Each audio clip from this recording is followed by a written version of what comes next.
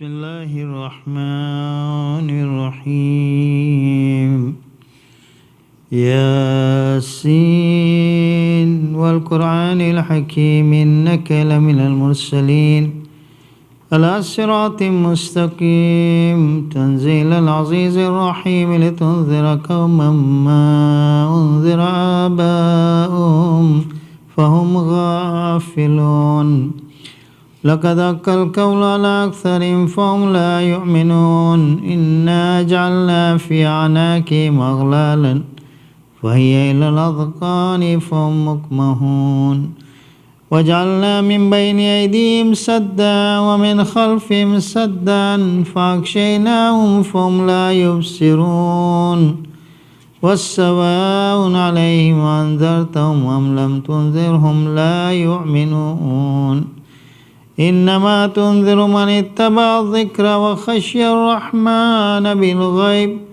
فبشروا بمغفرة وأجر كريم إنا نحن نحيي الموتى ونكتب ما قدموا وآثارهم وكل شيء أحصيناه في إمام مبين واضرب لهم مثلا أصحاب القرية إذ جاء المرسلون إذا أرسلنا إليهم اثنين فكذبوهما فعززنا بالثالث فقالوا إنا إليكم مرسلون قالوا ما أنتم إلا بشر مثلنا وما أنزل الرحمن من شيء إن أنتم إلا تكذبون قالوا ربنا يعلم إنا إليكم لمرسلون وما علينا إلا البلاغ المبين قالوا إنا تطيرنا بكم لئن لم تنتهوا لنرجمنكم وليمسنكم منا عذاب عليم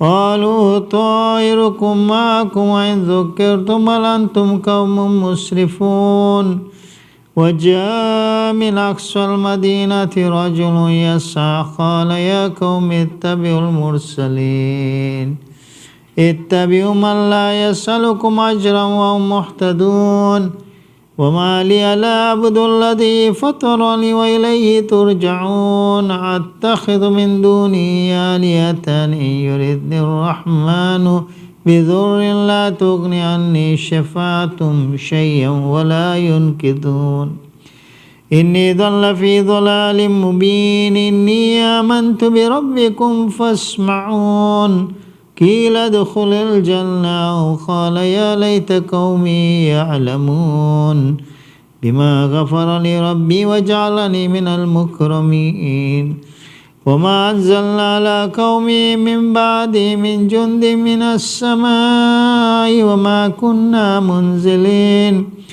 إن كانت إلا صيحة واحدة فإذا هم خامدون يا حسرة على العباد ما يأتي من رسول إلا كانوا به يستهزئون ألم يروا كما أهلكنا قبلهم من القرون أنهم إليهم لا يرجعون وإن كل لما جميع لدينا محضرون وآية لهم الأرض الميتة أحييناها وأخرجنا منها حبا فمنه يأكلون وجعلنا فيها جنات من نخيل وعناب وفجرنا فيها من العيون ليأكلوا من ثمره وما عملته أيديهم أفلا يشكرون سبحان الذي خلق الأزواج كلها مما تنبت الأرض ومن أنفسهم ومما لا يعلمون وآية لهم الليل نسلخ منه النار فإذا هم مظلمون والشمس تجري لمستقر لها ذلك تقدير العزيز العليم والقمر قدرناه منازل حتى عاد كالعرجون القديم لا الشمس ينبغي لها أن تدرك القمر ولا الليل سابق النهار وكل في فلك يسبحون وآية لهم أنا حملنا ذريتهم في الفلك المشحون وخلقنا لهم من مثل ما يركبون وإن نشأ نغرقهم فلا صريخ لهم ولا هم ينقذون إلا رحمة منا ومتاعا إلى حين وإذا قيل لهم اتقوا ما بين أيديكم وما خلفكم لعلكم ترحمون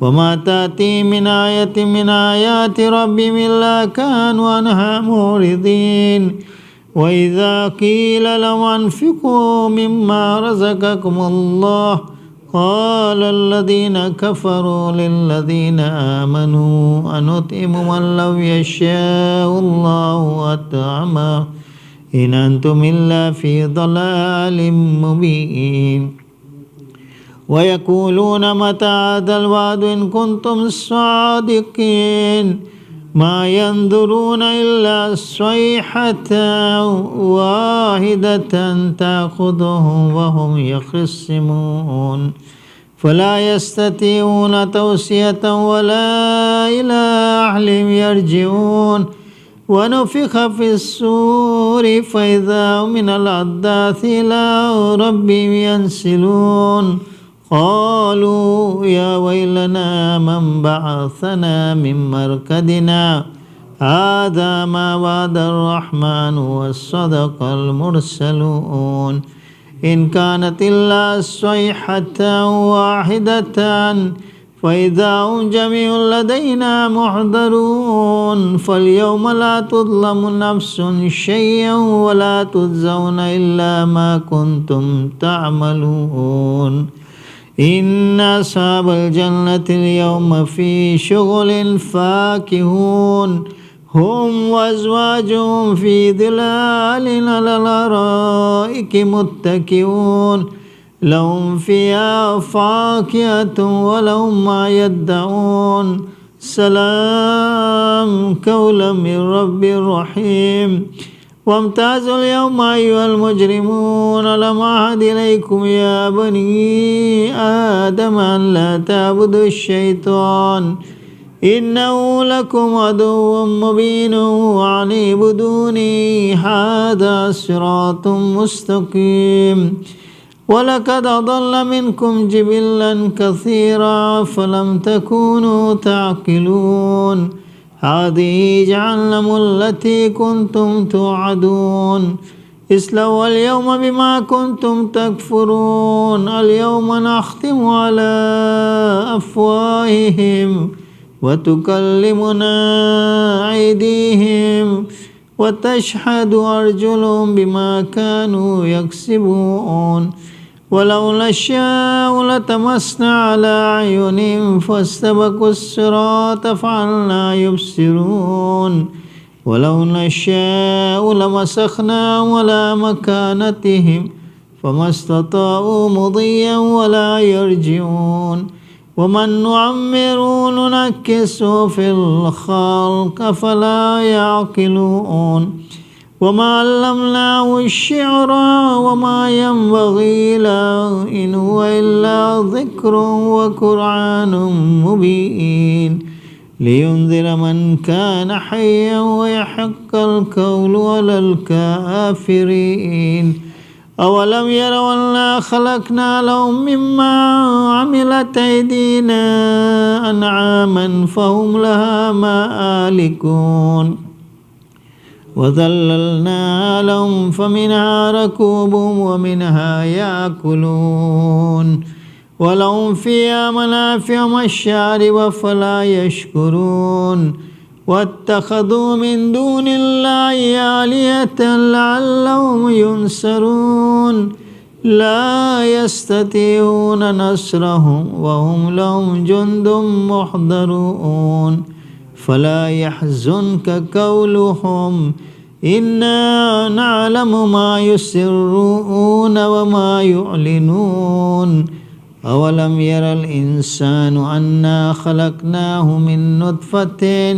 فإذا هو خصيم مبين وضرب لنا مثلا ونسي خلقه قال من يحيي العظام وهي رميم قل يحيي الذي أنشأها أول مرة وهو بكل خلق عليم.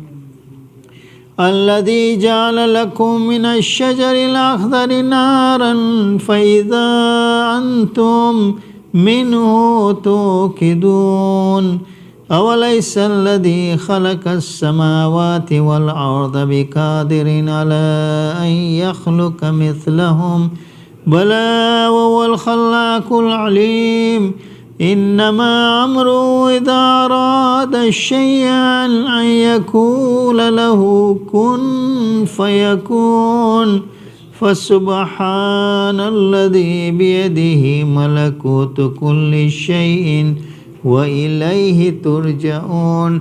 سبحان ربك رب العزة عما يصفون والسلام على المرسلين والحمد لله رب العالمين. اللهم صل على رحم الله من قرأ سورة مباركة الفاتحة.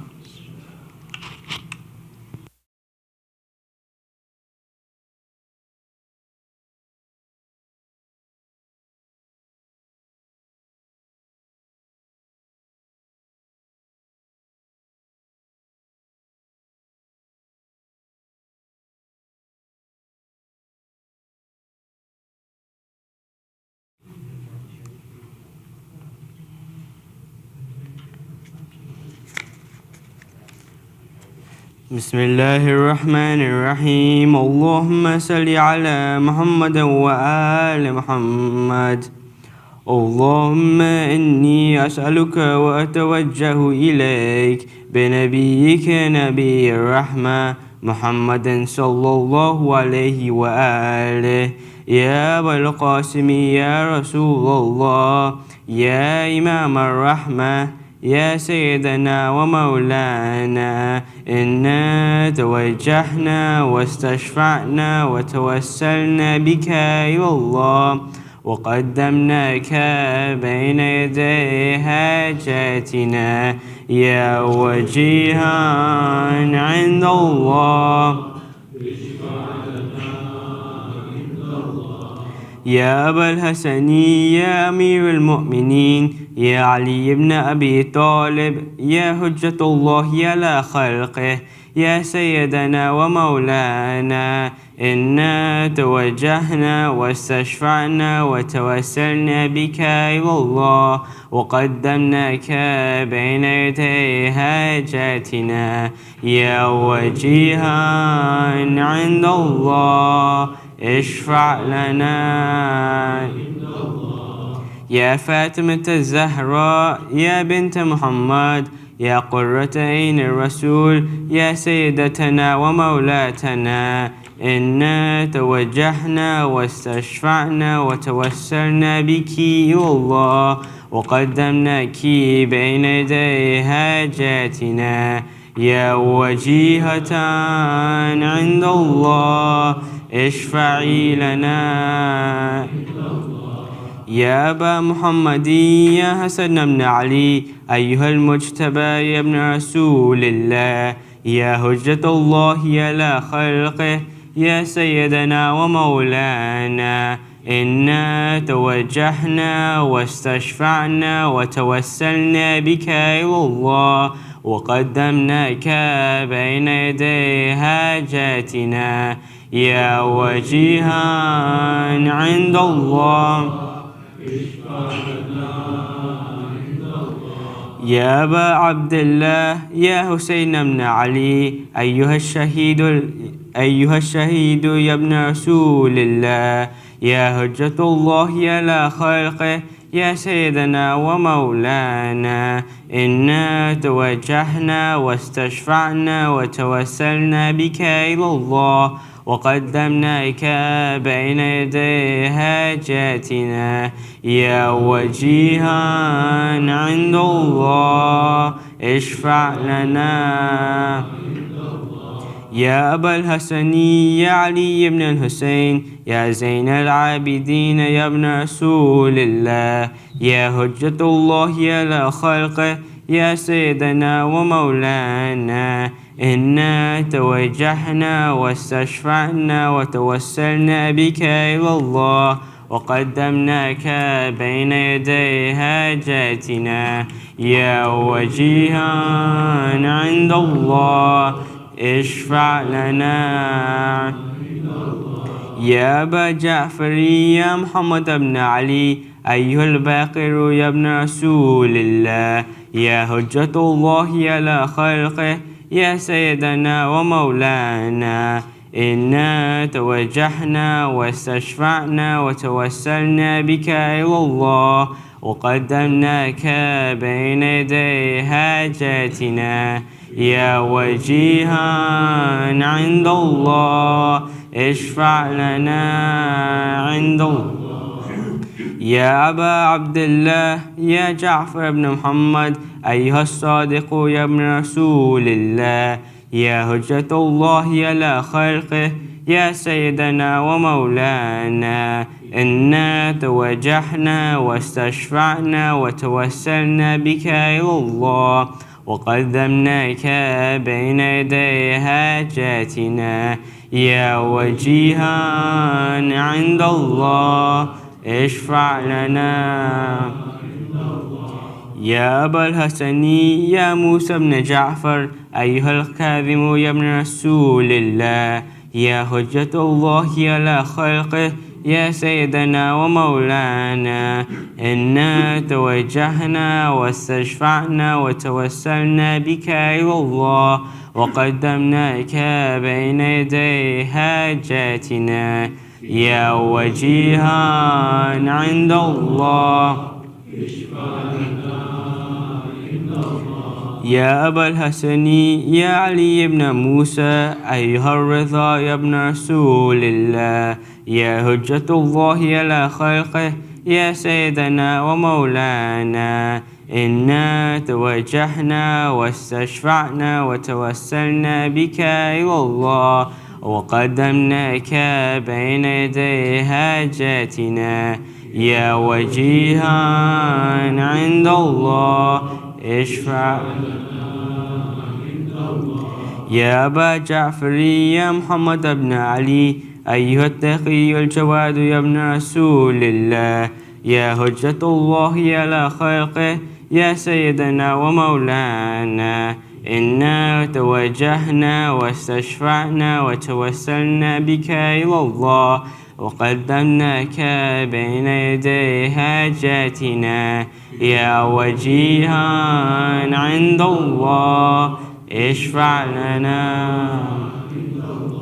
يا أبا الحسن يا علي بن محمد أيها الهادي النقي يا ابن رسول الله يا حجة الله على خلقه يا سيدنا ومولانا إنا توجهنا واستشفعنا وتوسلنا بك إلى الله وقدمناك بين يدي حاجاتنا يا وجيها عند الله اشفع لنا عند الله يا أبا محمد يا حسن بن علي أيها الزكي العسكري يا ابن رسول الله يا حجة الله على خلقه يا سيدنا ومولانا إنا توجهنا واستشفعنا وتوسلنا بك إلى الله وقدمناك بين يدي حاجاتنا يا وجيها عند الله اشفع لنا عند الله يا وسي الحسن والخلف الحجة أيها القائم المنتظر المهدي يا ابن رسول الله يا حجة الله على خلقه يا سيدنا ومولانا إنا توجهنا واستشفعنا وتوسلنا بك إلى الله وقدمناك بين يدي حاجاتنا يا وجيها عند الله اشفع لنا عند الله يا وجيها عند الله اشفع لنا عند الله يا وجيها وجيها عند الله اشفع لنا عند الله حاجات.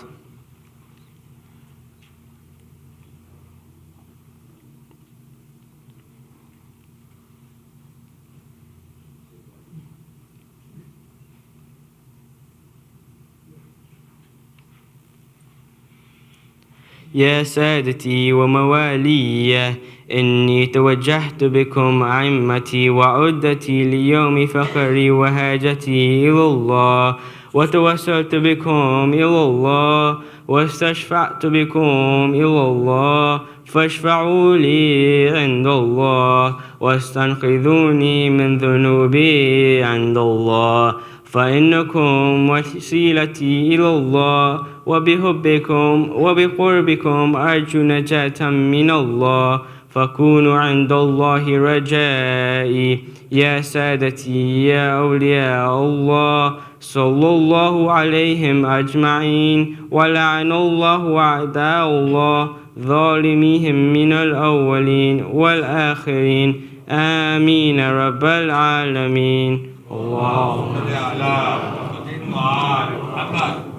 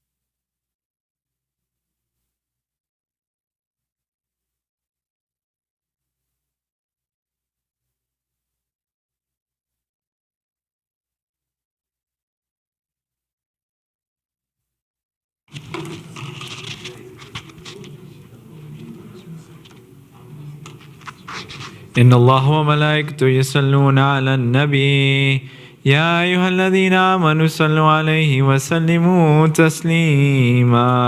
اللهم صل على محمد. الله أكبر الله أكبر الله أكبر الله أكبر. أشهد أن لا إله إلا الله.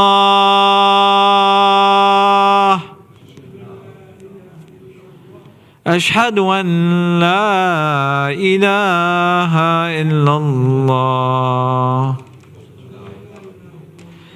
أشهد أن محمدا رسول الله.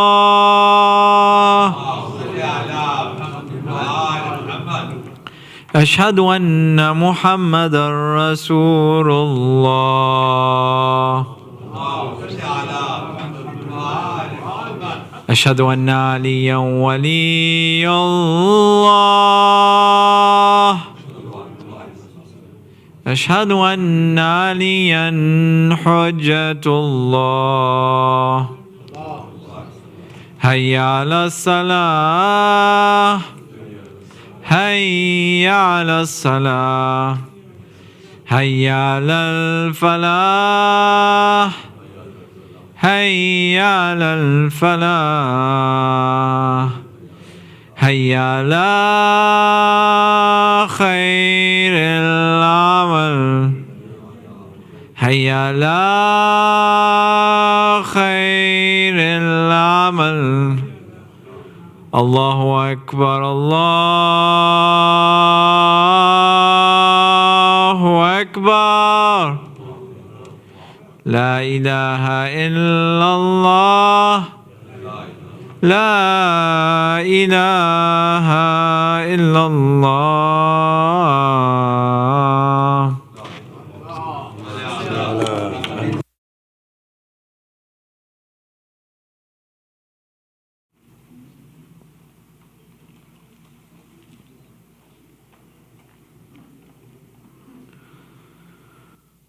بسم الله الرحمن الرحيم. الله أكبر الله أكبر. أشهد أن لا إله إلا الله. أشهد أن لا إله إلا الله. أشهد أن محمد رسول الله. اللهم صل على محمد. أشهد أن محمد رسول الله. أشهد أن عليا ولي الله. أشهد أن عليا حجة الله. حي على الصلاة حي على الصلاة حي على الفلاح حي على الفلاح حي على خير العمل حي على خير العمل. قد قامت الصلاة قد قامت الصلاة. الله أكبر الله أكبر. لا إله إلا الله.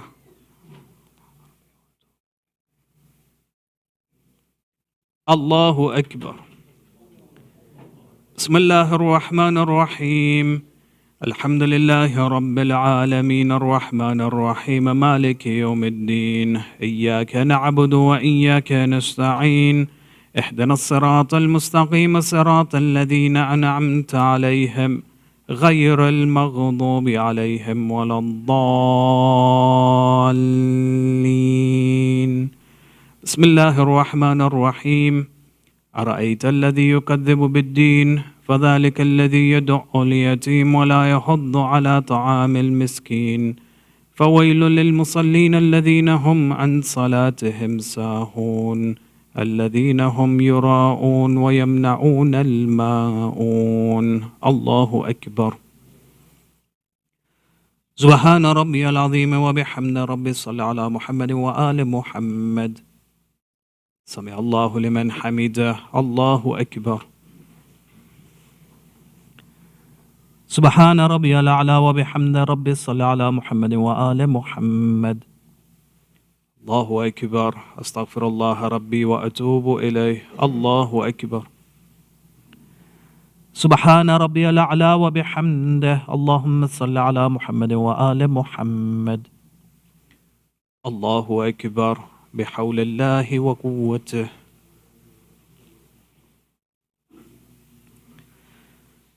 بسم الله الرحمن الرحيم. الحمد لله رب العالمين الرحمن الرحيم مالك يوم الدين.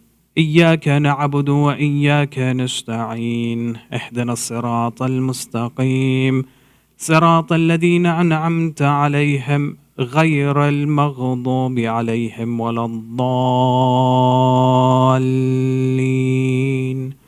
بسم الله الرحمن الرحيم. قل هو الله أحد الله الصمد لم يلد ولم يولد ولم يكن له كفوا أحد. كذلك الله ربي الله أكبر. اللهم صل على محمد وآل محمد. ربنا هب لنا من أزواجنا وذرياتنا قرة أعين واجعلنا للمتقين إماما. الله أكبر. سبحان ربي العظيم وبحمده. ربي صل على محمد وآل محمد. سمع الله لمن حمده. الله أكبر. سبحان ربي الأعلى وبحمده. ربي صل على محمد وآل محمد. الله أكبر. أستغفر الله ربي وأتوب إليه. الله أكبر. سبحان ربي الأعلى وبحمده. اللهم صل على محمد وآل محمد. الله أكبر. الحمد لله. أشهد أن لا إله إلا الله وحده لا شريك له وأشهد أن محمدا عبده ورسوله. اللهم صل على محمد وآل محمد بحول الله وقوته.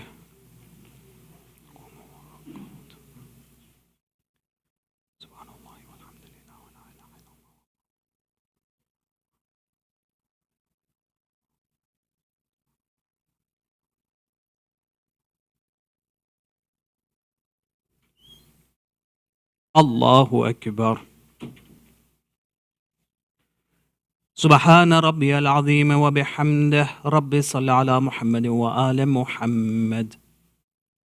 سمع الله لمن حمده. الله أكبر. سبحان ربي الأعلى وبحمده. ربي صل على محمد وآل محمد. الله أكبر. أستغفر الله ربي وأتوب إليه. الله أكبر. سبحان ربي الأعلى وبحمده. اللهم صل على محمد وآل محمد وعجل فرجهم. الله أكبر. الحمد لله. أشهد أن لا إله إلا الله وحده لا شريك له وأشهد أن محمدا عبده ورسوله. اللهم صل على محمد وآل محمد. السلام عليك أيها النبي ورحمة الله وبركاته. السلام علينا وعلى عباد الله الصالحين. السلام عليكم ورحمة الله وبركاته. الله أكبر. الله أكبر. الله أكبر. الله وملائكته يصلون على النبي يا أيها الذين آمنوا صلوا عليه وسلموا تسليما. اللهم صل على محمد وعلى محمد. اللهم صل على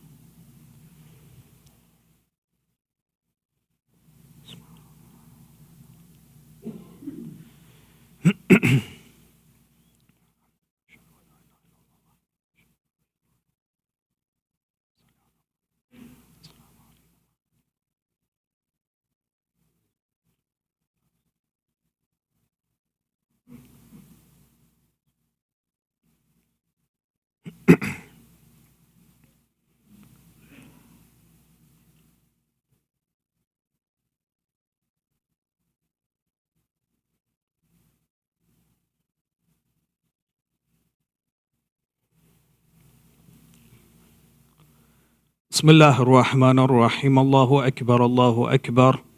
أشهد أن لا إله إلا الله. أشهد أن لا إله إلا الله. أشهد أن محمدا رسول الله. أشهد أن محمدا رسول الله. أشهد أن عليا ولي الله. أشهد أن عليا حجة الله. حي على الصلاة حي على الصلاة حي على الفلاح حي على الفلاح حي على خير العمل حي على خير العمل. قد قامت الصلاة قد قامت الصلاة. الله أكبر الله أكبر. لا إله إلا الله. الله أكبر. بسم الله الرحمن الرحيم. الحمد لله رب العالمين الرحمن الرحيم مالك يوم الدين. إياك نعبد وإياك نستعين. اهدنا الصراط المستقيم صراط الذين أنعمت عليهم غير المغضوب عليهم ولا الضالين. بسم الله الرحمن الرحيم. والعصر إن الإنسان لفي خسر إلا الذين آمنوا وعملوا الصالحات وتواصوا بالحق وتواصوا بالصبر. الله أكبر. سبحان ربي العظيم وبحمده. رب صل على محمد وآل محمد. سمع الله لمن حمده. الله أكبر. سبحان ربي الأعلى وبحمده. رب صل على محمد وآل محمد. الله أكبر. أستغفر الله ربي وأتوب إليه. الله أكبر. سبحان ربي الأعلى وبحمده. اللهم صل على محمد وآل محمد. الله أكبر. بحول الله وقوته.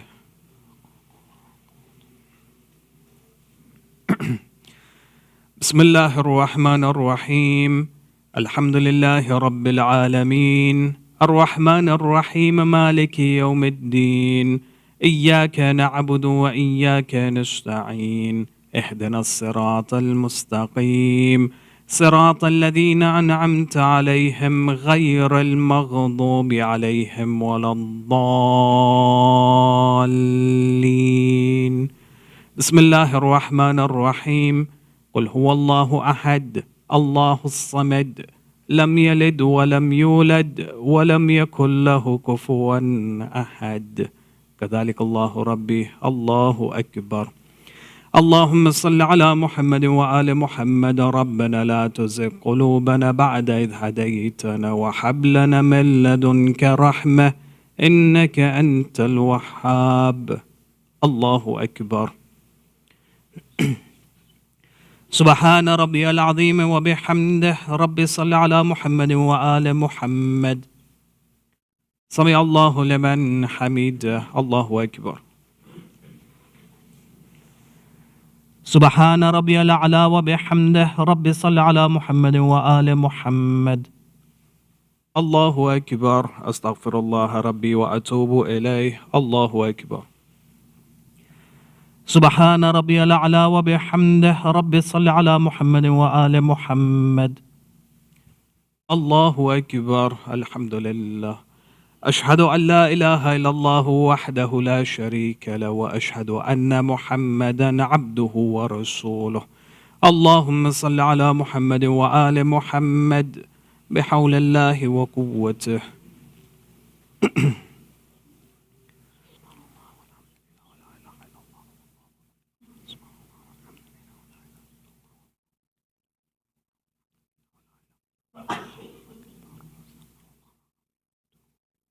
الله أكبر.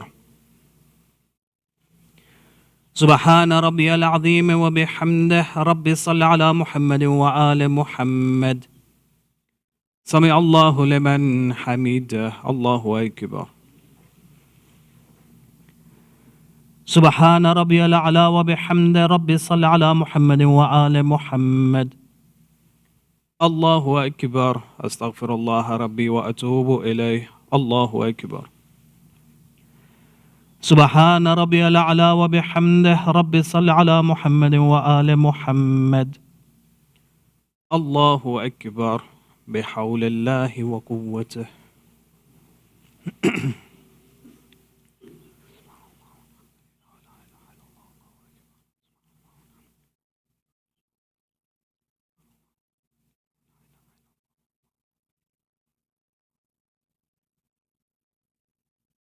الله أكبر. سبحان ربي العظيم وبحمده. رب صل على محمد وآل محمد. سمع الله لمن حمده. الله أكبر. سبحان ربي الأعلى وبحمده. رب صل على محمد وآل محمد. الله أكبر. أستغفر الله ربي وأتوب إليه. الله أكبر. سبحان ربي الأعلى وبحمده. اللهم صل على محمد وآل محمد وعجل فرجهم يا لا إله إلا أنت سبحانك إني كنت من الظالمين. الله أكبر. الحمد لله. أشهد أن لا إله إلا الله وحده لا شريك له وأشهد أن محمدا عبده ورسوله. اللهم صل على محمد وآل محمد. السلام عليك أيها النبي ورحمة الله وبركاته. السلام علينا وعلى عباد الله الصالحين. السلام عليكم ورحمة الله وبركاته. الله أكبر، الله أكبر، الله أكبر.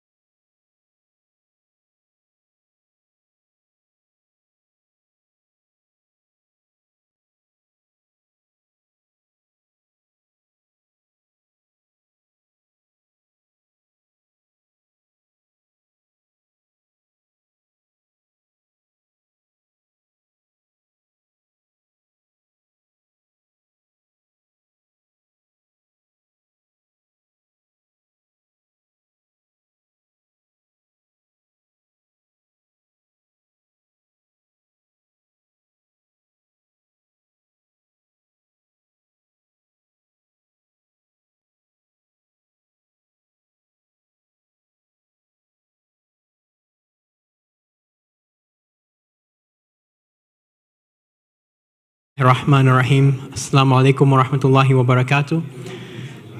A quick announcement that at this time we request all boys and girls aged 9 through 12 to please gather at the workshop area for the tween workshop. Again, all boys and girls aged 9 through 12, please gather at the workshop area for the tween workshop. Wa Muhammad wa Muhammad salawat.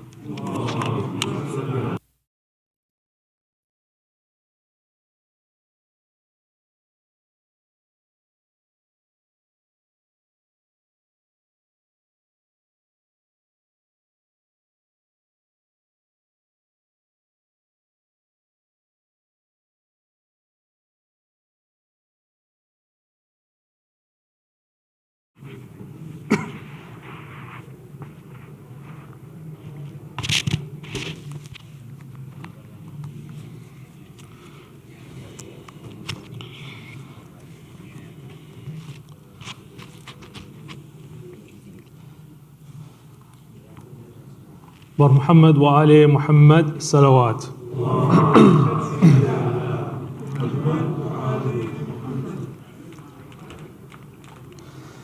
برباد ہوا باغ نبی دور خزاں سے، افسوس سفر سید بے کس کا جہاں سے،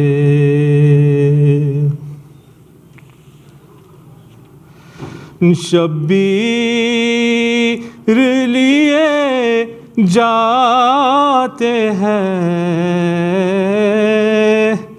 بے شیر کو رن میں، شبیر لیے جاتے ہیں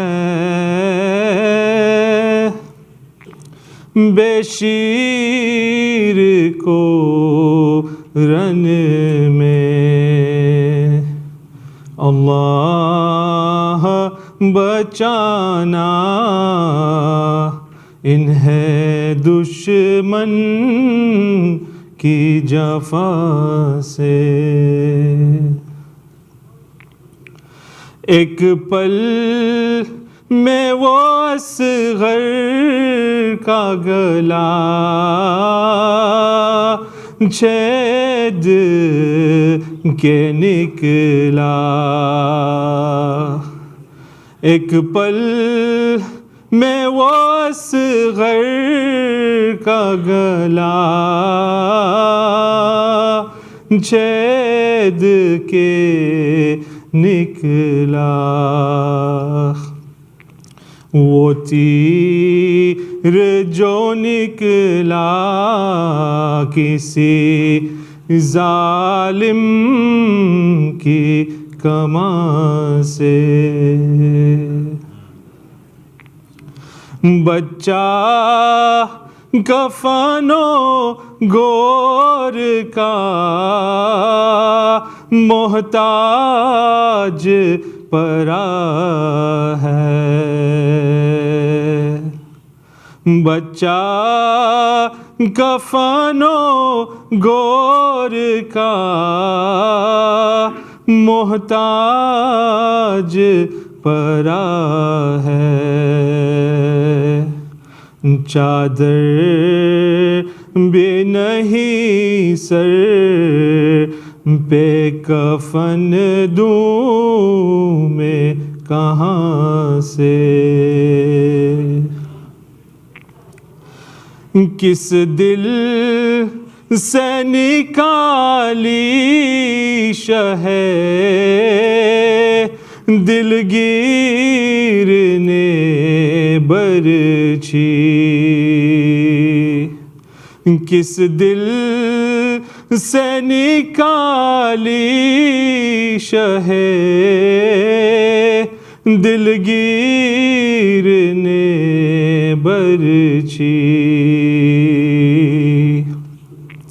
لپٹا تھا کلیجہ علی اکبر کا سینہ سے، شبیر چلے کہتے ہوئے ہائے رے قسمت، شبیر چلے کہتے ہوئے ہائے رے قسمت، وہ تیر پرامش کے سکینہ پہ کماں سے، کربل کی زمین نام کیا تو نے جہاں میں، کربل کی زمین نام کیا تو نے جہاں میں، سجدے کے لیے جھکتے ہے سب شوکت و شان سے، برباد ہوا باغ نبی دور خزاں سے، افسوس سفر سید بے کس کا جہاں سے، محمد و آل محمد صلوات۔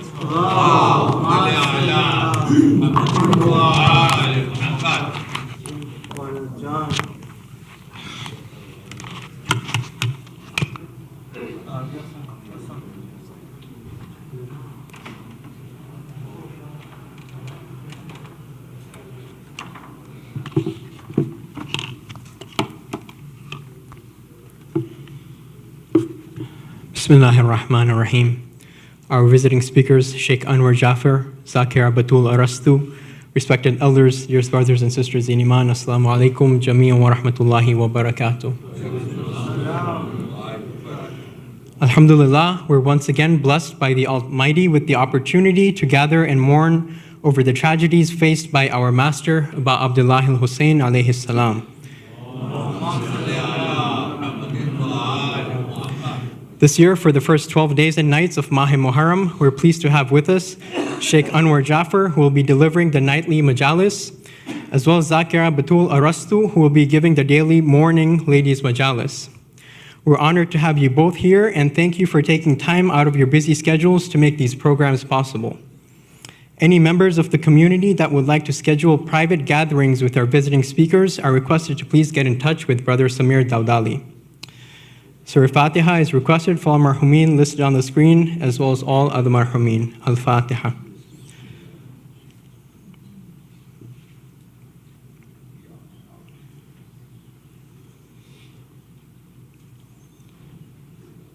Dua Shfa Maries is requested for all those in need here and elsewhere, as well as those listed on the screen. Let us recite together. Bismillahir Rahmanir Rahim. أَمَّن يُجِيبُ الْمُضْطَرَّ إِذَا دَعَاهُ وَيَكْشِفُ السُّوءَ أَمَّن يُجِيبُ الْمُضْطَرَّ إِذَا دَعَاهُ وَيَكْشِفُ السُّوءَ أَمَّن يُجِيبُ الْمُضْطَرَّ إِذَا دَعَاهُ وَيَكْشِفُ السُّوءَ أَمَّن يُجِيبُ الْمُضْطَرَّ إِذَا دَعَاهُ وَيَكْشِفُ السُّوءَ أَمَّن يُجِيبُ الْمُضْطَرَّ إِذَا دَعَاهُ وَيَكْشِفُ السُّوءَ. Ya Allah. The Muharram and Safar Fund is now open. A contribution of $300 per family is requested. However, no amount is too small. Please kindly consider donating towards this fund if you haven't already done so. The Teen Workshop, which is geared for youth aged 13 through 23, has prepared an interactive discussion based on 21st century social issues with specially chosen discussion facilitators for the first 5 days of Muharram after Majlis in the Ladies' Hall. All participants, male and female, again aged 13 through 23, are requested to please make their way to the ladies' hall right after Ziyarat. Don't miss out on this opportunity to have an open discussion on issues that our youth face and seek inspiration from the tragedy of Karbala and beyond to find ways and solutions in overcoming and combating these issues. At this time, let us invite Sheikh Anwar Jaffer to please come forward for tonight's Majlis. Wa Muhammad wa Muhammad Salawat.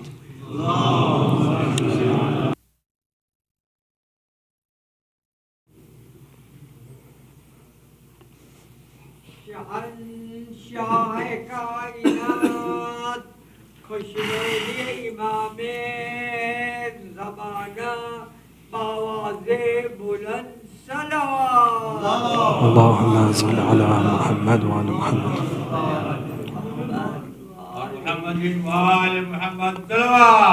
اللهم صل على محمد وعلى محمد.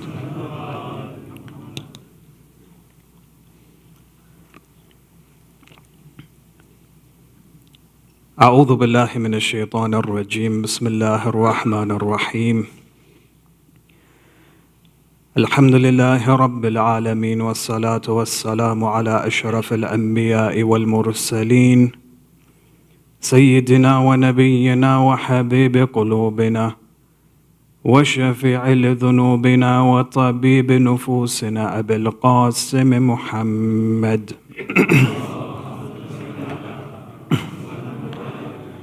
والصلاة والسلام على أهل بيته الطيبين الطاهرين المعصومين المظلومين ولعنة الله على أعدائهم أجمعين إلى قيام يوم الدين. وفقنا الله وإياكم بعلم وعمل صالح إن شاء الله بذكر الصلاة على محمد وآل محمد.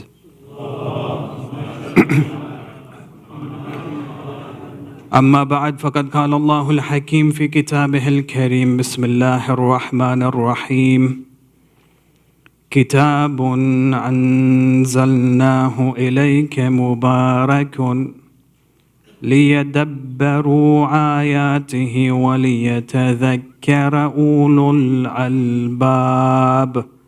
آمنا بالله صدق الله العلي العظيم.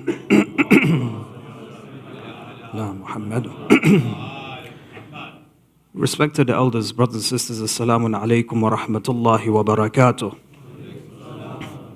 First and foremost, before I begin, it's an honor and a privilege to be serving the community during the nights of Muharram, the nights of Abi Abdullah alayhi salam. The aspect of congregating and lamenting collectively as a community for Abi Abdullah alayhi salam, this is an ancient practice that goes all the way back to the times of the Imam alayhi salam. And a practice that has survived over the centuries shows the magnitude and the spirituality that is infused in the remembrance of Imam al-Hussein alayhi salam. We pray to Allah to give us the tawfiq to use these nights and these days to create a change within our lives, to develop a relationship with Abi Abdullah and in turn Allah subhanahu wa ta'ala.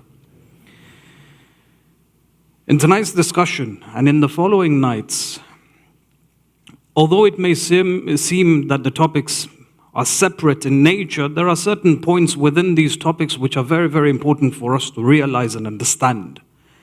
And that is to understand that the paradigm that is presented by the religion of Islam, the worldview or the Islamic worldview, is a superior worldview in comparison to all of the different worldviews and philosophies that is presented by society.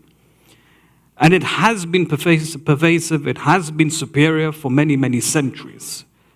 And I'll show you examples in the coming lectures as to how superior the Islamic paradigm is, especially when it is mentioned in the Holy Quran, as well as something that has been elaborated by the Ahlul Bayt alayhim as-salam. And in tonight's discussion, we begin with the examination of what exactly is the human being.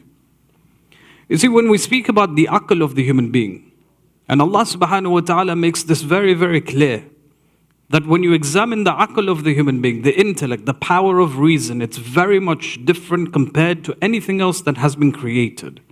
In fact, it is the distinguishing factor of the human being in comparison to the angels, in comparison to the animals. The reason being is because the power of reason, the power of the intellect, allows the human being to actually make spiritual, good choices in their lives or to make disastrous choices in their lives. Something which the animals do not have that capacity and the angels don't have that capacity.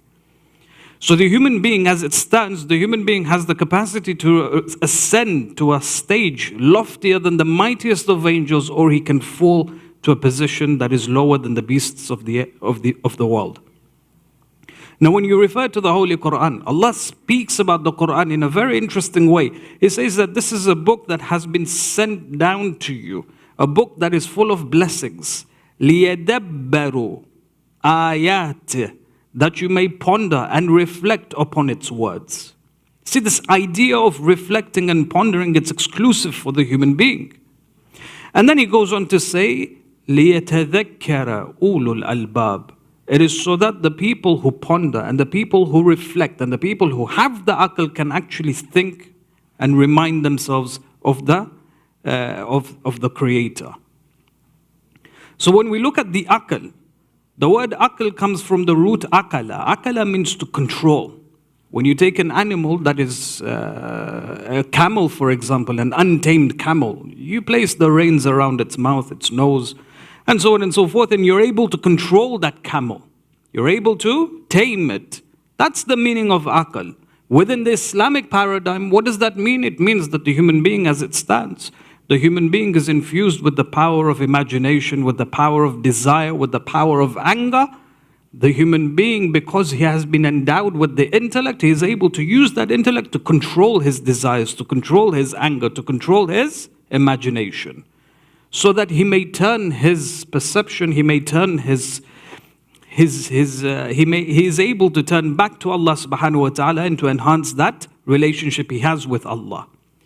So through the aql, you find that the human being is able to understand truth from falsehood. The human being is able to understand right from wrong. The human being is able to understand what is correct and what is incorrect. The human being is able to understand all of these different realities that he engages with on a daily basis. Beyond that, the aql allows the human being to understand what is true. When you look at our aqidah, for example, the usul ad-din. The usul ad-din is an individual responsibility that we all have. And we must all understand why we believe in Tawheed. If someone was to ask you a question and say, well, why do you believe that there is one God?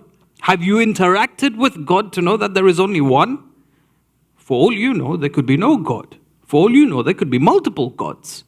This is where the aql comes in. This is where the power of reasoning steps in and tells you that, no, wait, hold on a second. I have thought about it logically. I've used common sense and I've come to the conclusion that there is one God. And it's impossible for there to be multiple gods. Likewise, it doesn't make sense when there is no God or to believe that there is no God. So this is the power of the aql. The aql steps in and allows you to understand that Tawheed is a perfect concept that has been presented to the human being. It makes sense at the end of the day. Through the aql, when a person understands that there is a God, you realize that, hold on a second, this God, he has also certain characteristics that are mandated. He has to have these characteristics. Likewise, there are certain characteristics which God cannot have. Slowly, step by step, using reasoning, using the aql, the intellect, you can form a concept of Tawheed, the paradigm of Tawheed that has been presented within the Holy Quran. And you know what the beautiful aspect behind this is? Whenever the Quran speaks about Tawheed, the Quran, whenever it speaks about Tawheed, it always correlates, it always confirms what the aql comes towards, or what the aql confirms. Never will you come across a verse within the Holy Quran where Allah speaks about Tawheed, but then at the end of the day you turn to yourself saying, you know what, that doesn't make sense. It just doesn't make sense. You'll never come across a verse like that. By extension, you find that the words of the Ahlul Bayt alayhim as-salam, when they speak about Tawheed, you look at, for example, the khutbah of Fadak of Bibi Fatima az-Zahra alayhi as-salam. Allahumma salli ala Muhammad. Her sermon of Fadak was, it's remarkable. 18 years. She lived in this world for 18 years. The words that she uses in her khutbah, when she challenges her authority in her time, they are the same words that were used by Imam Sadiq alayhi salam 6 generations later. An 18-year-old woman who was raised in the midst of the Muslim empire, during the time of her father, these Muslims that converted to Islam, they were still children. Ideologically, theologically, they didn't know much about the religion of Islam, especially about Tawheed. Yet the words that she uses explains to us that she had a profound understanding of Tawheed. When you look at the sermon of Imam al-Sajjad alayhi salam, when you look at the sermon of Imam Sadiq alayhi salam, when you look at the sermon of Amir al-Mu'mineen alayhi salam in Nahj al-Balagha, the first sermon, when he begins to expand on the concept of Tawheed, it tells you that their understanding of Tawheed was something completely different. You look at Nahj al-Balagha as an example. It's a very complex book. It's a very, very complex book. The words that the Imam uses is very, very difficult. Yet if you were to take sentence by sentence and you break it down, you expand on what exactly the Imam is referring to. And it takes a scholar to do this. You realize that whatever the Imam is saying correlates what the intellect says as well. Never will you come across a time where you say to yourself, you know what, the teachings of the Ahlul Bayt, they don't make sense to me, especially when it comes to Tawheed. So once you frame or once you develop Tawheed according to the intellect and the reasoning, then you can move on to Nabuwah. Then you can move on to the other aspects of the Usul al-Din. So the power of the intellect is that it allows you to develop your theology, it allows you to develop your ideology from the roots. Sallu ala Muhammad wa ala Muhammad. Hence Imam al-Qadim has a beautiful statement. He says every human being, every single individual has two imams. There is the external and there is the internal. The external are the prophets and the Ahlul Bayt that have been sent to guide. But then the internal is the aql of the human being, the intellect of the human being. When truth is identified, aql allows you to identify the truth. When truth is identified, then the next step is to submit to the truth. Otherwise, it doesn't make sense. When you understand that there is something that is considered to be true, and you turn your back and you walk away from it, that act in itself is dismissive. It's dispraised amongst what's conventionally known in society. If you know something to be harmful for you, and you go ahead and you consume it or you act according to it, it doesn't make sense for you to do that. That's when the desire kicks in and makes you want to commit that particular act. But the aql tells you that you should refrain and abstain from this. Likewise, when something is true and it's good for you and it nurtures you spiritually and physically and so on and so forth, the aql tells you to interact with it. For you to walk away from it doesn't make sense. So when you look at, for example, the example of Abu Dharr al-Ghafari. Abu Dharr al-Ghafari, one of the most remarkable characters or remarkable companions of the Holy Prophet of Islam. They say one day as he was, they say he came from the tribe of Ghaffar, which was not too far from the city of Medina, just in the outskirts of Medina. Being part of this tribe, he had a job, and that job was to look after the temple. Now the temple accommodated one of the biggest idols that they worship by the name of Manat. The Quran speaks about this. Allat wal Uzza wal Manat. Manat was one of the idols that they worshipped. He was one of the security guards in the temple. So as he was just walking in the premises, he saw an old man, an old beggar, come towards the idol. And he presented the idol with some food and some drink. Milk or yogurt, according to the narrations, whatever it is. He came and he placed the bowl just beside the idol. He did his dua, whatever he did, and then he left.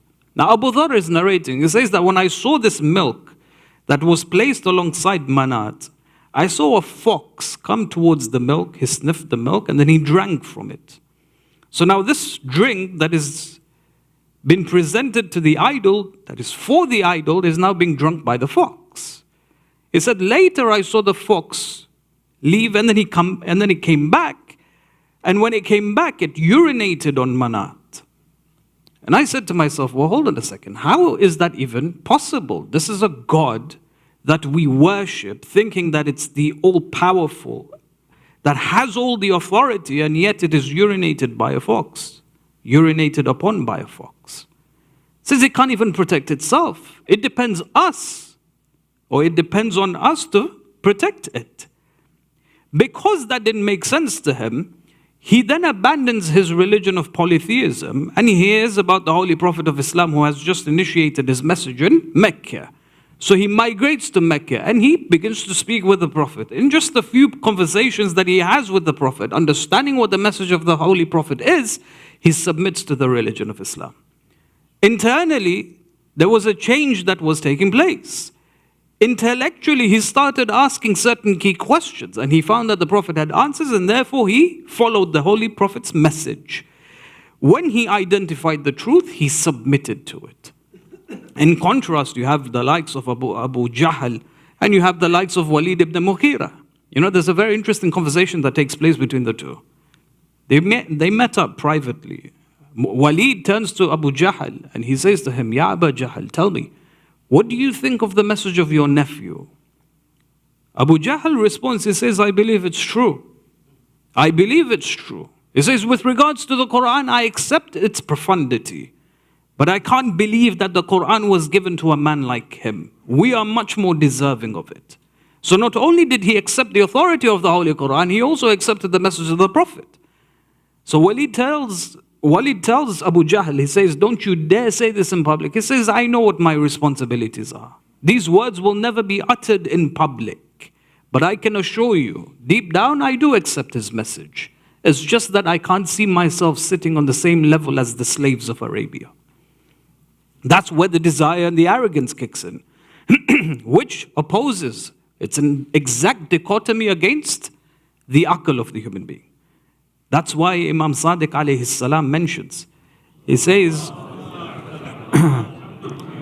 with regards to the aql, ma ubida bihi ar-Rahman waqtusiba bihil jinan. He says through the aql the human being can understand what is true and you can therefore worship Allah subhanahu wa ta'ala. Through the aql dictates that Allah is to be worshipped. And then he says that when one worships Allah subhanahu wa ta'ala, the outcome is that he will be given Jannah. It's when Jannah is earned. All of this through the aql and the power of the aql. Now there's a question, or this gives rise to a question, and it's a very, very interesting question. Something that affects each and every single one of us. And the question is, what role does the aql play within our lives? To what extent do I rely on my aql? I know that intellect and the power of reasoning is powerful and the profundity is there within the Quran and within the narrations. But how far can I rely on my aql? And there are two profound answers to this question. The first, which has been answered by secular society, and the second, which has been answered by the religion of Islam. With regards to secular society, when they look at the power of reasoning and the intellect of the human being, they say that there is absolute authority that is given to the aql. Now this is a movement that started about 200, 250 years ago. You can go into the history as to where it developed, Eastern Europe for example. This is where it all developed, how it expanded in the world and so on and so forth. But the conclusion was that the aql has the greatest priority. When the aql has been given priority, the conclusion of which is that if you want to know what is real and what's not real, you refer to the aql. And the aql dictates, or the aql tells you, that what is real is physical and only tangible. Beyond that, nothing else exists. So if you can see it, you can hear it, you can sense it, you can smell it, you can taste it, it's real. Otherwise, it's not real. By extension, when you look at, for example, the advances in technology and science, you're able to now see certain things which the naked eye cannot see. So you can take certain equipments and you can go into the atomic levels of certain things and you can see how it interacts with certain things, right? You can see it on a molecular level, which the naked eye cannot see. So this is the extension of it. If it's observable, if it is seen through technological aid, then it exists. Otherwise, it doesn't exist. So when we speak about the angels, say it doesn't exist.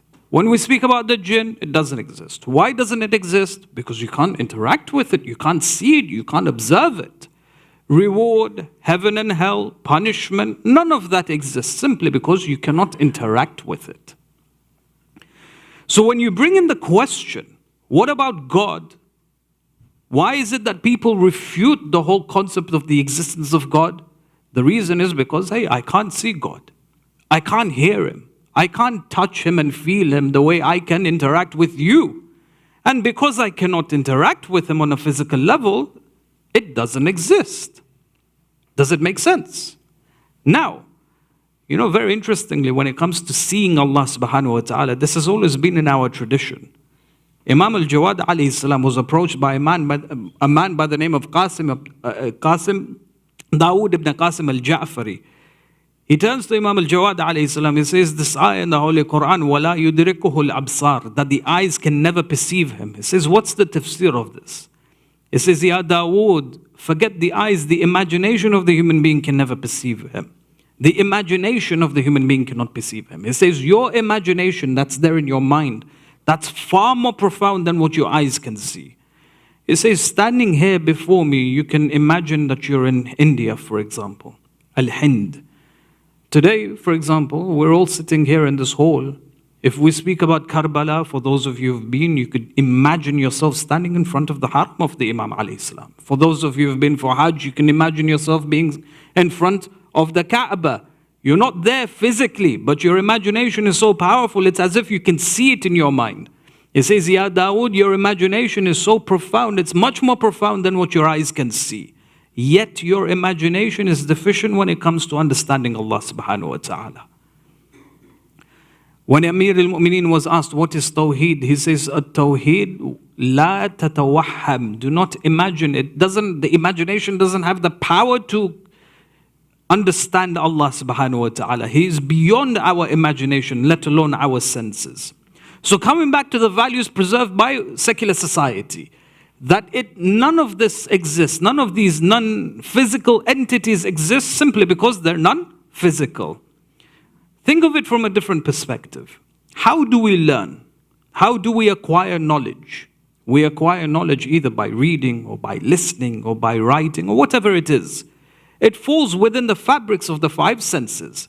If it's not within the fabrics of the five senses, can a person acquire knowledge?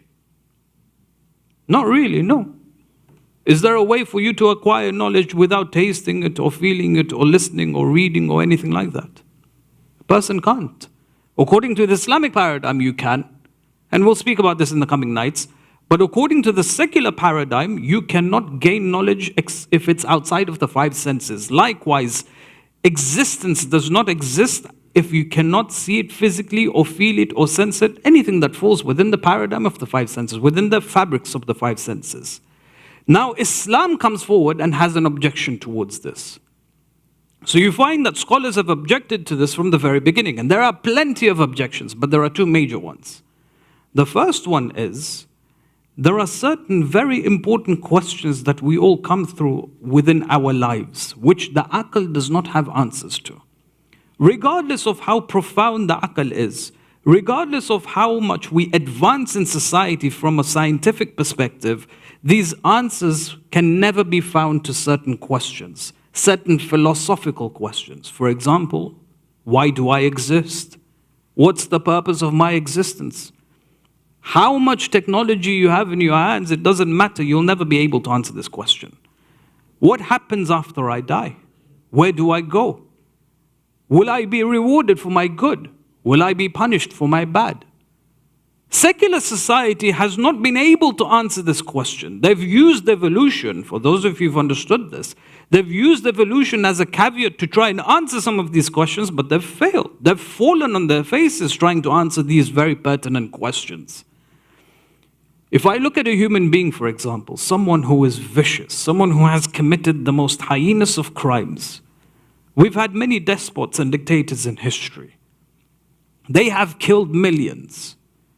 And then on the other end of the spectrum, I see a person who is good, a person who is a philanthropist, a person who has given everything he has for the sake of others, a person who has given his own life to preserve the lives of others. Are you telling me that the end of both is exactly the same?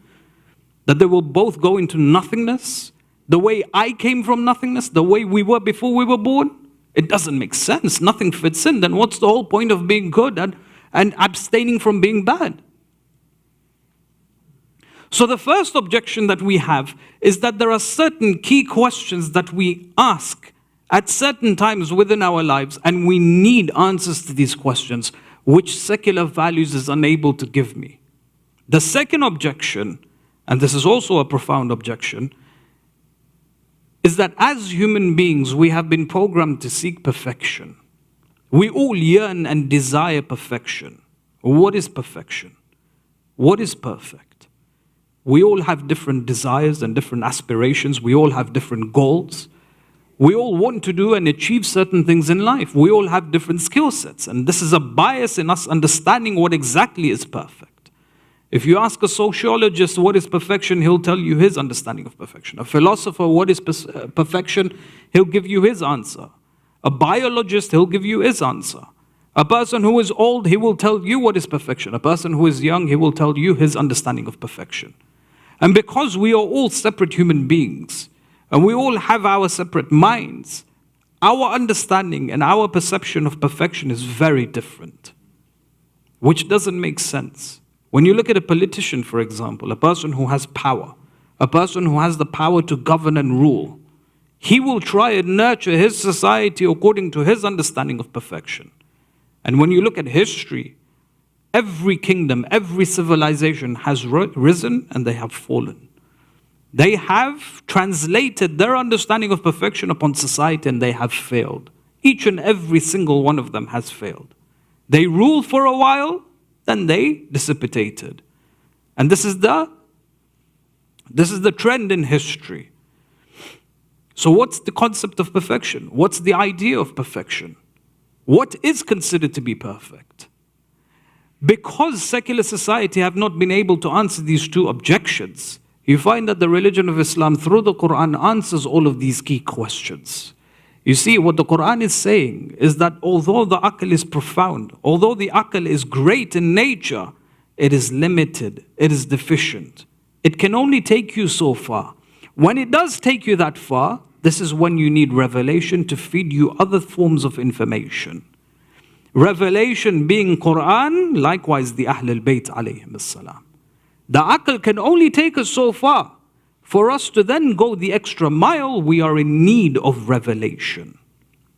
So revelation steps in and tells us that there is a form of perfection, there is a way in seeking perfection, there is a method in seeking perfection likewise. Perfection is not limited to just the physical world.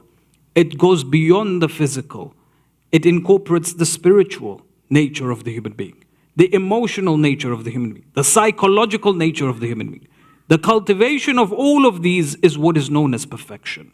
So when you observe the Quran from the very beginning tells you that this world is not just a world that is limited to the physical. Rather, there is a spiritual reality behind everything that is physical. Everything that has been created, there is a spiritual entity associated with it. يُسَبِّحُ لِلَّهِ مَا فِي السَّمَاوَاتِ وَمَا فِي الْأَرْضِ. Everything between the heavens and the earth glorify Allah, engages in the tasbih of Allah subhanahu wa ta'ala. وَلَكِنْ لَا تَفْقَهُونَ تَسْبِيحَهُمْ. Allah says, if you think that this is just metaphorical, here in Surah Al-Isra, He tells us, He says, وَلَكِنْ لَا تَفْقَهُونَ تَسْبِيحَهُمْ. Everything engages in the tasbih of Allah, it engages in the tasbih of Allah. Literally, it's just that you as the human being, you do not have the capacity to understand what form of tasbih they are engaging in. Because you are limited as a human being. Your aql can only take you so far. The sands, the bricks, the carpet, everything that has been brought into existence engages in the tasbih of Allah. It's just that you don't understand their tasbih. When you look at the human being likewise, the human being has a physical, but then also has a spiritual aspect to his creation. Physically, it's the body. Spiritually, it's the ruh. When Allah speaks of Nabi Adam alayhi salam, He says, وَنَفَخْتُ فِيهِ مِنْ رُوحِي. I blew into him my ruh. So there is the physical body and there is the spiritual nature of the human being. Both of them together creates what? It creates the nafs. The nafs, some people ask the question, what is the nafs? The difference between the nafs and the ruh. The ruh is an entity, a non-physical entity that is part of the body. The combination of the body and the soul is what is known as the nafs. The role of the aql is to control the nafs. That's why within our traditions, likewise within the Quran, you have the fluctuations of the nafs. You have something which is known as an-nafsul ammara. An-nafsul ammara bis-su'. The nafs which guides the human being towards evil. Why evil? Because the aql has not been able to control the nafs. It's not been able to tame the nafs. Then you have, for example, an-nafsul lawama. The nafs which is always in the state of regret. It's fluctuating. It wants to be better.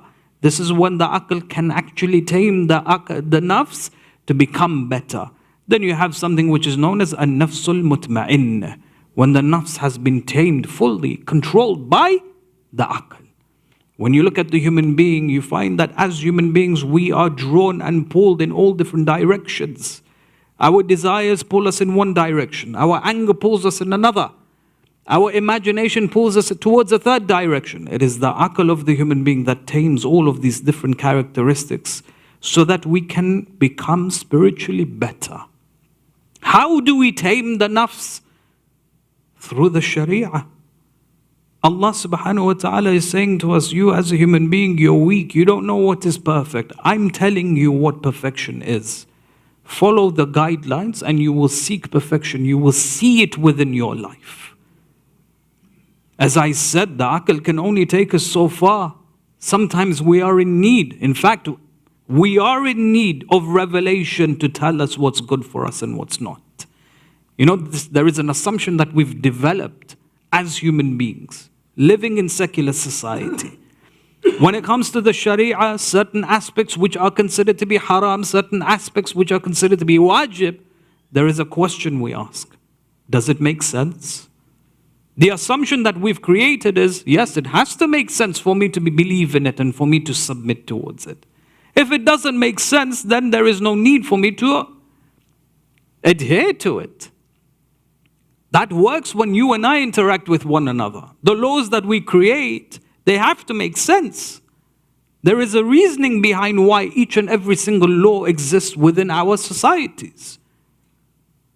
But that interaction doesn't exist with Allah subhanahu wa ta'ala. Why is that? Because the aql is deficient.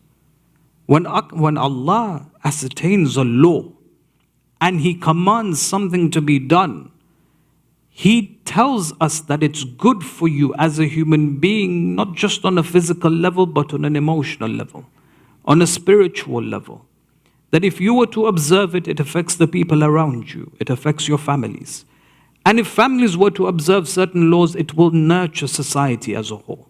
Then you will see the fruition behind the establishment of certain laws. When it comes to our interaction with Allah, we find this within the narrations, it's absolute submission. No questions asked. Because Allah is operating at a different level that is beyond the power of reasoning of the human being. So we refer to the Quran to tell us what to do and what not to do, and we refer to the Ahlul Bayt what to do and what not to do. When it comes to the movement of Aba Abdullah alayhi salam, and what happened on the 10th of Muharram, from the very beginning, the Imam makes it clear that this movement is not a physical movement, it's more so a spiritual movement. The sacrifice, and he knew of this, he knew that his sacrifice will lead to a spiritual revolution that will be remembered for years to come. Walid ibn Utbah has been given a letter from Yazid. Give me the allegiance of Aba Abdullah alayhi salam. Force him to pay allegiance. If he does not, then execute him. Now Walid knows the status of Imam Hussein alayhi salam. And he knows his position in Medina. And it's not something that he can do very easily. He consults Marwan ibn Hakim. He says, Marwan, what do you think about this? He says, well, look, the order has been given. Force Aba Abdullah alayhi salam to give you bay'ah, otherwise kill him. He summons the Imam alayhi salam. The Imam meets with Abdullah ibn Zubair. He has a chat with Abdullah ibn Zubair and then he heads towards the governor's mansion. He takes 19 members of his family, Abu Fadl al-Abbas, his brothers, Aliyun al-Akbar, Imam al-Sajjad, they all go towards the mansion. Before they enter, the Imam tells them, he says, stay here. I'll go inside, I'll have a word with them.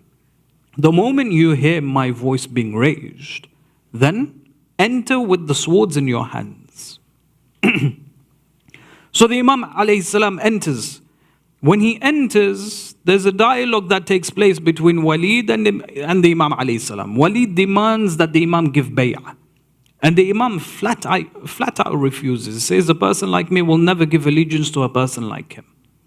And the way the Imam said it angered and infuriated Marwan ibn Hakim. So Marwan ibn Hakim, they say that he stood up with the sword in his hands and he was shouting his head off to Walid. He said to Walid, Walid, before he leaves this mansion, before he leaves this room, force the bay'ah, otherwise kill him and execute him. Now when he shouted and he raised his voice, the Imam responded. And when the Imam responded, Abu Fadl al-Abbas, Aliyun al-Akbar and his brothers and all of them, they entered the mansion with the swords in their hands and they circled Imam al-Hussein alayhi salam. And Imam al-Hussein, when he was circled by his family, he then said something very interesting. He says, Ya Marwan, Inna ahlu baytin nubuwa. We are from the household of the Holy Prophet. وَمَعْدِنُ الرِّسَالَةِ. We are a household upon which revelation has come towards. وَمَعْدِنُ الرِّسَالَةِ وَمُخْتَلِفِ الْمَلَائِكَةِ. We are a household upon whom the angels used to descend. بِنَا فَتَحَ اللَّهِ. Through us, Allah has brought things into creation. وَبِنَا خُتِمْ. And through us, everything will cease to exist. This is the position of the Ahl al-Bayt alayhim salam. Then he goes on to say, he says, Yazid rajulun fasaqun sharib al-khamr. This is a person who is an open sinner, a person who engages in intoxications. A person like me will never give allegiance to a person like Yazid. From the very beginning, he makes it clear that this battle that Yazid is now proposing is not a physical tribal battle. It is a battle against spirituality, which Imam al-Hussein alayhi salam was very much prepared to preserve. The Ahl al-Bayt step in and they say that when it comes to our interactions with the martyrdom of Abi Abdullah alayhi salam, at least a person should cry and weep. For a person to engage with Imam al-Hussein, the person should weep. If a person cannot weep, pretend to weep. As the words were mentioned by Imam Sadiq alayhi salam. Very interestingly, you find the narrations are plentiful in this regard. The one who weeps for Abu Abdullah, spiritually the person goes through a change. His sins are forgiven. He can understand where he is standing when it comes to his loyalty towards the Ahl al-Bayt or towards other philosophies that are presented by societies. The time of Muharram is the time when we should engage and reconnect with Abi Abdullah. Rayyan ibn Shabib, he enters the presence of Imam al-Ridha alayhi salam. And the Imam says to him, Ya Rayyan, if you were to weep, then weep over my grandfather Abi Abdullah, for he was slaughtered the way a sheep was slaughtered. Ad-Da'bal al-Khuzai, when he enters the presence of Imam al-Ridha alayhi salam, the Imam creates a platform for him. He sits and he says, Ya Da'bal, engage in the eulogies and speak about my grandfather. Da'bal begins, and these are profound words that he speaks of. He begins, he says, Mudarisun ayatin khalat min tilawatin ومنزل وحي مكفر العرصات لآل رسول الله بالخيف من منى وبالبيت والتعريف والجمرات. He begins to speak and he begins to remember the Ahl al-Bayt one after the other.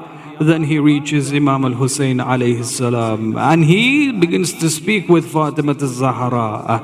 He says, Fatimu law khilta al-Hussein mujandila وقد مات طشانا بشط فرات.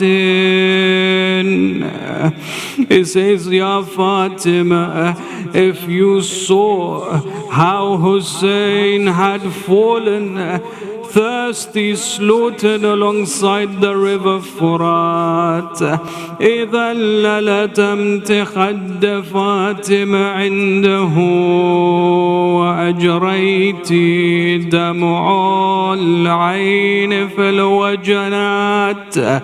He says, surely you would have slapped your face and your cheeks, and your tears would flow from your eyes.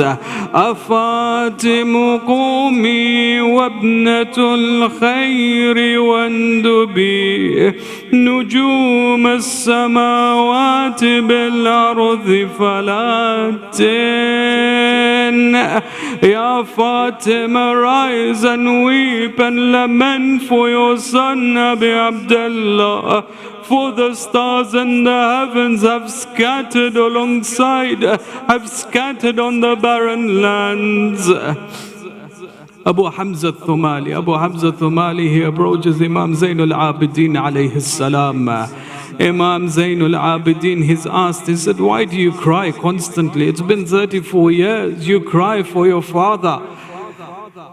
Should you not move on? He says, Shakar Allahu sa'yaka ya Aba Hamza. He says, may Allah bless you, Ya Aba Hamza. Lamma waqa'tu aynaya ala ammati wa akhawati illa wa dhakartu firarahunna yawma ashura min khaymatin ila khayma حتى ينادي المنادي احرقوا بيوت الظالمين. He says, Ya Aba Hamza, what hurt the most on the 10th of Muharram was seeing my women. Whenever I see my aunt or my daughters, whenever I see my aunts and my sisters, all I can think about was what happened on the 10th of Muharram, when they fled and they escaped from one tent towards another until the horsemen came towards us and said, burn the houses of Ali Muhammad. Inna lillahi wa inna ilayhi raji'un. سيعلم الذين ظلموا أي منقلب ينقلبون.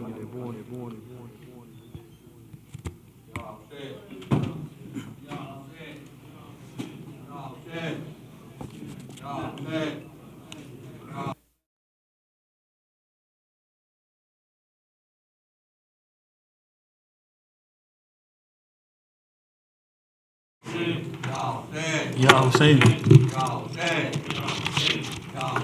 जा रहा हूँ करबलाए नाना जान. जा रहा हूँ करबलाए जान. मौत मुझको ले चली है करबला है नाना जान. जा रहा हूँ करबला नाना जान. जा रहा हूँ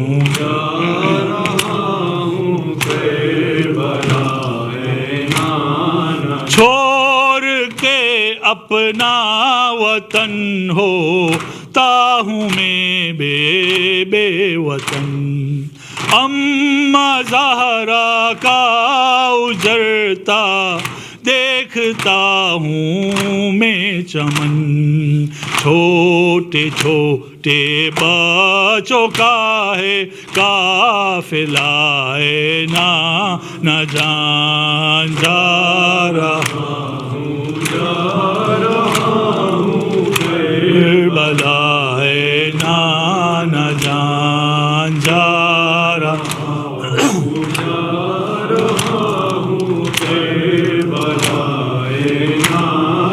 دل کے ٹکڑے ساتھ ہے گرمی کے موسم میں سفر کہتی ہے زینب کے بھیا کیوں دھڑکتا ہے جگر جاتا ہوں بچوں کو لے کر کربلا ہے نہ جان جا رہا ہوں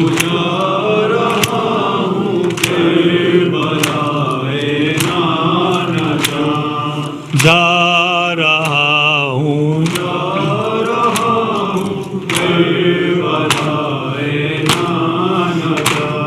وعدہ طفلی ادا کرنے کے دن اب آ گئے اپنا سر خنجر تلے رکھنے کے دن اب آ گئے صبر کا تم دیجیو مجھ کو دعا ہے نہ جان جا رہا ہوں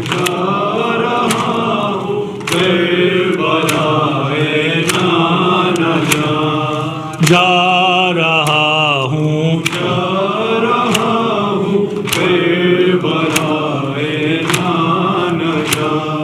آگ سے خیمے جلے محشر میں امت نہ جلے پیاس سے تڑپوں میں نہ امت کبھی پیاسی رہے حشر میں ان پہ ابا کا ہی جو سایہ نہ جان جا رہا ہوں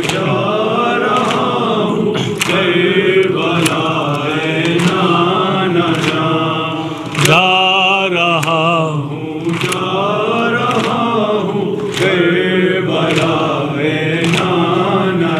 چلا میں وعدہ نبھانے چلا میں وعدہ نبھانے سلام نہ کے مزار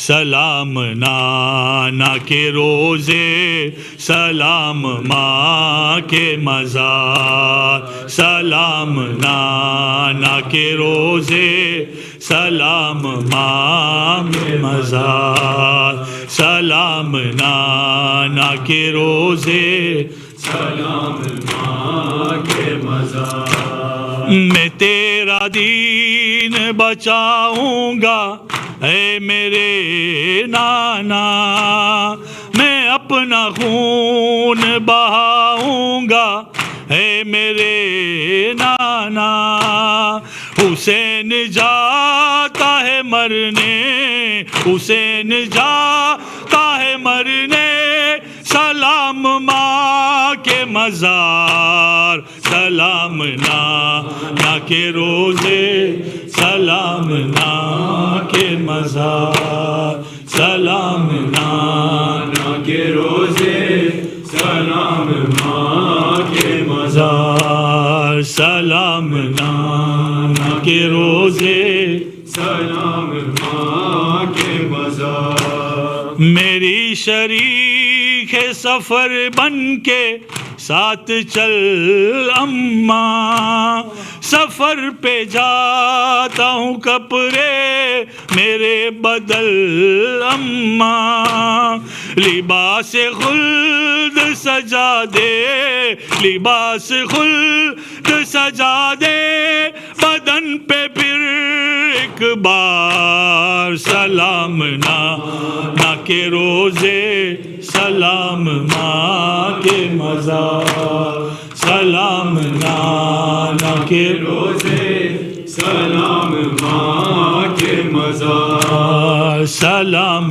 ना के रोजे सलाम माँ के मज़ार हुसैन शहीद करबला वावेला हुसैन शहीद करबला वावेला शब जनाब फातिमा वावेला हुसैन शहीद करबला वावेला हुसैन इमाम मजलूम वावेला हुसैन शहीद करबला वावेला अल्लाह बाद अल-फातिहा